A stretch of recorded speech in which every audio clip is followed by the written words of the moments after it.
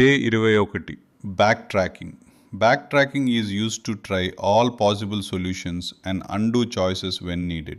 1. Generate permutations.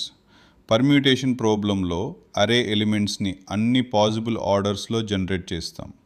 Element చూస్ చేసి recursion call చేస్తాం. తర్వాత బ్యాక్ ట్రాక్ చేస్తాం.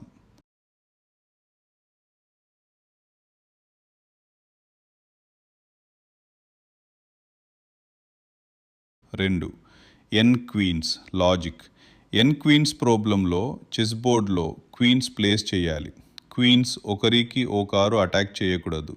సేఫ్ పొజిషన్ చెక్ చేసి క్వీన్ ప్లేస్ చేస్తాం. తర్వాత రికర్షన్ యూస్ చేసి రిమైనింగ్ రోస్ సాల్వ్ చేస్తాం.